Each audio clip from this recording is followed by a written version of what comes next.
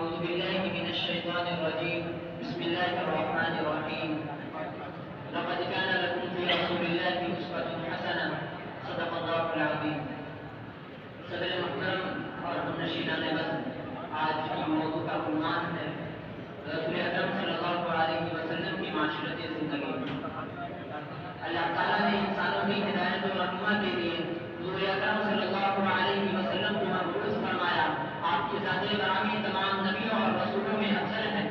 آپ خیر البشر ہیں، آپ سید الانبیاء اور سید المرسلین ہیں، آپ تمام نبیوں کے سردار ہیں۔ اللہ نے کہا ہے یا صاحب الجمال و یا سید البشر بمجدک المنیر لقد انور القمر لا يمكن الثناء كما كان حق الدهر بعد الصلاة بوقت قصہ مختصر۔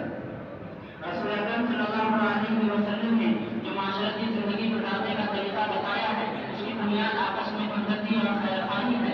اسلامی اور معاشرتی زندگی گزارنے کا مطلب یہ ہے کہ لوگ مل جل کر رہیں، ایک دوسرے سے ہمدردی اور خیرخواہی، نیکی اور بھلائی کریں۔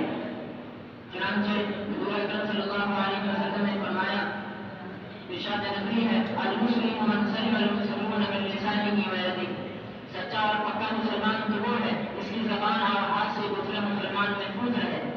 ارشاد نبی ہے من صمت نجا، اس نے خاموشی اختیار کی اس نے نجات پائی۔ آپ صلی اللہ علیہ وسلم نے فرمایا تم میں سب سے بہتر وہ شخص ہے جو اپنے گھر والوں کے ساتھ سب سے اچھا سلوک کرنے والا ہو، اور میں تمہیں اپنے گھر والوں میں سب سے زیادہ اچھا سلوک کرنے والا ہوں۔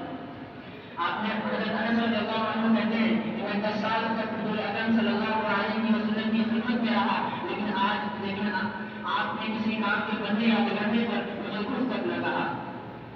حضرت گرامی میرے آقا معلوم انسانیت ہے، انہوں نے زندگی کے ہر پہلو کو سنوارا اور سجایا ہے۔ اگر تم فاتح ہو تو فاتح مکہ کی سیرت کا مطالعہ کرو، اگر تم تاجر ہو تو تاجر مکہ کا مطالعہ کرو، اگر تم شاگرد ہو تو میرا نشین کو دیکھو، اگر تم استاد ہو تو اصحاب صفہ کے معلم کو دیکھو، اگر تم باپ ہو تو حضرت فاطمہ رضی اللہ تعالیٰ عنہ کے والد واجب پر نظر آئے گا۔ سچ ہے محمد کی نظر سے، محمد کے طریقے سے نظر روکی ہٹائے گا، محمد کے طریقے سے نظر روکی ہٹائے گا، کبھی رستہ نہ پائے گا، کبھی منزل نہ پائے گا۔ وآخر دعوانا